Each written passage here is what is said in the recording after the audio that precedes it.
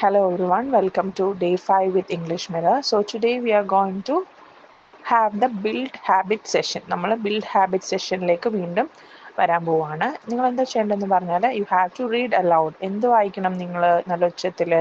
Read a newspaper, book or articles aloud to improve pronunciation and fluency.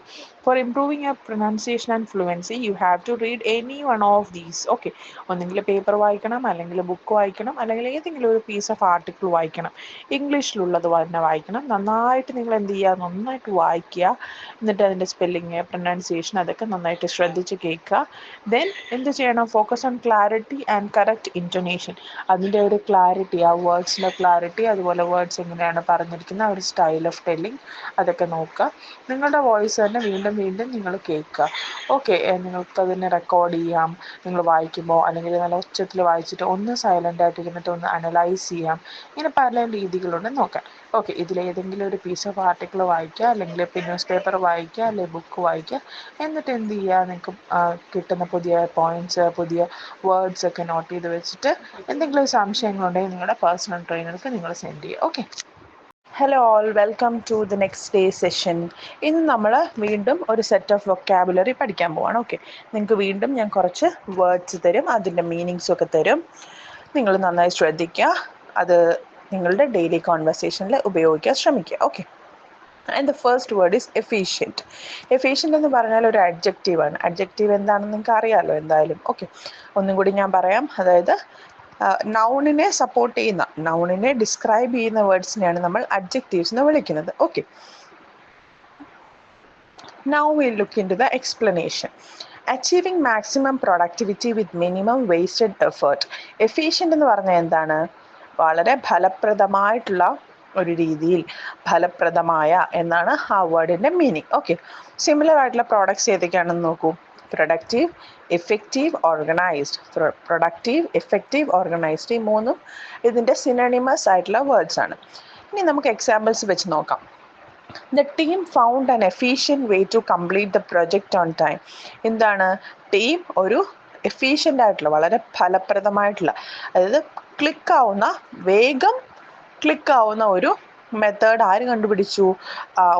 ആ പ്രോജക്റ്റിൽ work ചെയ്യുന്ന team കണ്ടുപിടിച്ചു. അതുകൊണ്ട് പെട്ടെന്ന് തന്നെ പ്രോജക്റ്റ് കംപ്ലീറ്റ് ചെയ്യാം. അതാണ് എഫിഷ്യൻറ്റ് എന്ന് പറഞ്ഞ വേർഡിൻ്റെ usage. And the next example, he is very efficient at managing his daily tasks. എന്നാൽ അവൻ വളരെ മിടുക്കനാണ്, വളരെ ഫലപ്രദമായിട്ടുള്ള രീതിയിൽ കാര്യങ്ങൾ മാനേജ് ചെയ്യാൻ അവൻ നല്ല മിടുക്കനാണ് എന്നാണ് ആ ഒരു സെൻറ്റൻസിൻ്റെ meaning. Now the next word, optimistic. Optimistic, അതും ഒരു അഡ്ജക്റ്റീവ് തന്നെയാണ്. And the meaning is hopeful and confident about the future. അതിൻ്റെ മലയാളം മീനിങ് എന്താണ്? ശുഭാപ്തി വിശ്വാസം. ശുഭാപ്തി വിശ്വാസം എന്നാണ്. Hopeful and confident about the future. നമ്മളുടെ ഭാവിയെക്കുറിച്ച് നമുക്ക് വളരെ എന്താണ്, ഒരു ലക്ഷ്യവും ബോധവും ഒക്കെ ഉള്ളതിനെയാണ് നമ്മൾ ഓപ്റ്റിമിസ്റ്റിക്, നല്ല പോസിറ്റീവായിട്ടുള്ള രീതിയിൽ ഞാൻ സക്സസ്ഫുൾ ആകും എന്നുള്ളൊരു എന്താണ്, ശുഭാപ്തി വിശ്വാസം. അതാണ് ഓപ്റ്റിമിസ്റ്റിക് എന്ന് പറഞ്ഞ വേർഡ് നമ്മൾ യൂസ് ചെയ്യേണ്ട situation. And similar words are hopeful, positive and confident. Examples നോക്കൂ. പ്രിയ always stays optimistic even during tough times.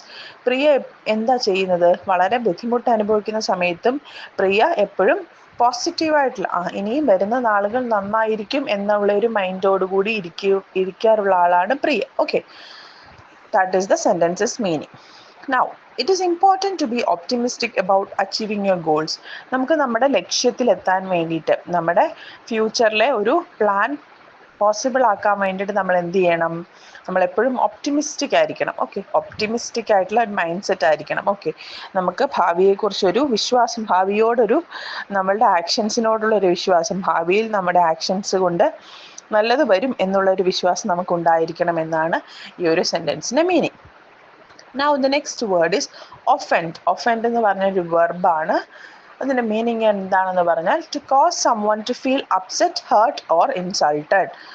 To cause someone to feel upset, hurt or insulted. Similar words നോക്കൂ. insult, disrespect, annoy.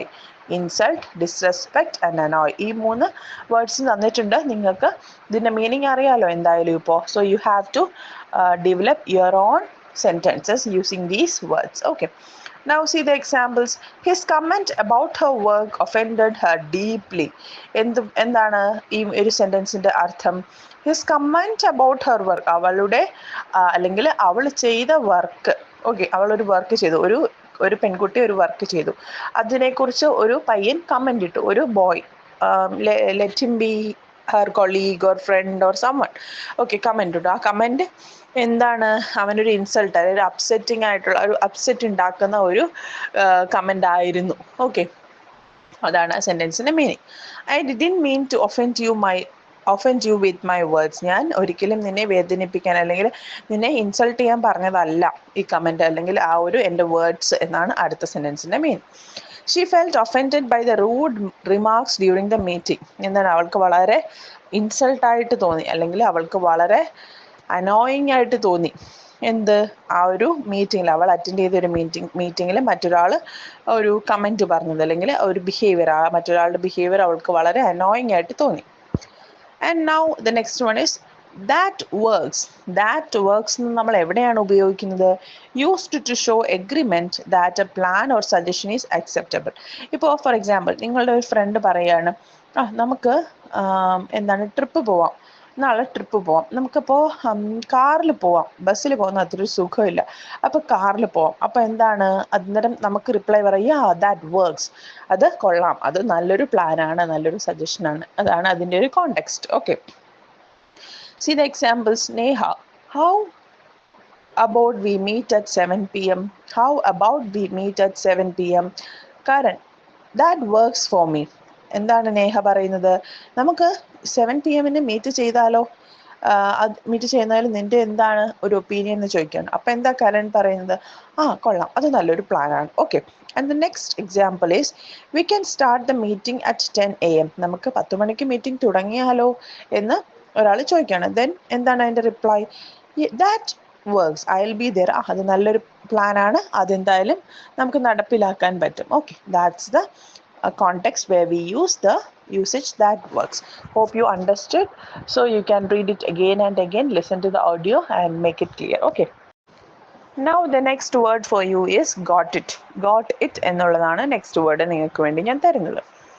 എവിടെയാണ് അത് ഉപയോഗിക്കുന്നത്? Used to indicate that you understand or acknowledge something.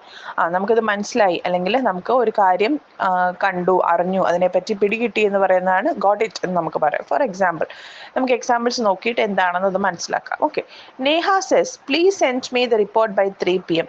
Neha കരൻ്റെ അടുത്ത് പറയാണ്, എന്താ 3 മണിക്ക് എന്താണ് നീ എനിക്ക് റിപ്പോർട്ട് സെൻഡ് ചെയ്യണം. അപ്പോൾ എന്താ കരൺ പറയുന്നത്? ഗോട്ട് ഇറ്റ്, ഓക്കെ എനിക്ക് മനസ്സിലായി, ഞാൻ ഫിനിഷ് ചെയ്തിട്ട് ഞാൻ എന്ത് ചെയ്യാം, റിപ്പോർട്ട് സെൻഡ് ചെയ്യാം എന്നാണ് കരൺ പറയുന്നത്. മനസ്സിലായോ? And the next example is remember to bring your ID to the meeting. അപ്പോൾ എന്താണ് ആ ഒരു സെൻറ്റൻസിൽ ഉദ്ദേശിച്ചിരിക്കുന്നത്? ഓർക്കുക, നീ മീറ്റിങ്ങിന് വരുമ്പോൾ ID കാർഡ് കൊണ്ടുവരണം എന്നാണ് ഒരാൾ മറ്റൊരാളോട് പറയുന്നത്. അപ്പോൾ ആ ഒരു ഹിയറിംഗ് അല്ലെങ്കിൽ ലിസണറിൻ്റെ ഒരു റിപ്ലൈ എന്താണ്? Got it, I won't forget. Okay, എനിക്ക് മനസ്സിലായി, എനിക്ക് നീ ഉദ്ദേശിച്ചത് എന്താണെന്ന് എനിക്ക് മനസ്സിലായി, ഞാൻ മറക്കില്ല എന്നാണ് ലിസണർ പറയുന്നത്. And the 30th word for you is adorable. Adorable, അതൊരു adjective ആണ്. and the meaning of the word is something or someone that is very cute, lovable or endearing. എന്താണ്? someone or something that is very cute. adorable എന്ന് പറഞ്ഞാൽ വളരെ cute ആയിട്ടുള്ളത്, വളരെ ഓമനത്വമുള്ളത്. Okay, നമുക്ക് സ്നേഹിക്കാൻ കാണുമ്പോഴേ നമുക്ക് ആ ഒരു സ്നേഹം തോന്നുന്നത്, വാത്സല്യം തോന്നുന്നത്, അത്രമാത്രം നമുക്ക് പ്രിയങ്കരമായിട്ടുള്ളത്, അതിനെയാണ് നമ്മൾ അഡോറബിൾ എന്ന് പറയുന്നത്. സിമിലർ ആയിട്ടുള്ള വേർഡ്സ് ഏതൊക്കെയാണ്? Charming, cute, delightful. ഇതൊക്കെയാണ് സിമിലർ ആയിട്ടുള്ള വേർഡ്സ്. ഇത് കേട്ടാൽ മാത്രം പോരാ, you have to construct your own sentences. Okay, see the examples now. The puppy was so adorable that everyone wanted to pet it. ഒരു പർട്ടിക്കുലർ ഒരു നായക്കുട്ടിയെ കാണുകയാണ്, അത് ഭയങ്കര ക്യൂട്ടാണ് കാണാൻ. അപ്പം നമുക്കും തോന്നുമല്ലേ, നമുക്ക് ഇവന്തോ നമ്മളുടെ വീട്ടിലില്ല, അല്ലെങ്കിൽ നമുക്ക് വാങ്ങിക്കാൻ പ്ലാൻ ഇല്ലെങ്കിലും നമുക്ക് തോന്നും, ഇത് ഇങ്ങനത്തെ ഒരെണ്ണം നമ്മുടെ കയ്യിൽ ഉണ്ടായിരുന്നെങ്കിൽ നല്ലതായിരുന്നു അല്ലേ. എന്താ ഫോർ എക്സാമ്പിൾ, ഇപ്പോഴത്തെ ഒരു ട്രെൻഡ് അനുസരിച്ച് നമുക്ക് 2-3 സെൽഫീസ് ഒക്കെ എടുത്ത് സോഷ്യൽ മീഡിയാസിലൊക്കെ പോസ്റ്റ് ചെയ്യായിരുന്നു അല്ലേ. That is it. And the next one is, she wore an adorable dress for the party and everyone complimented her.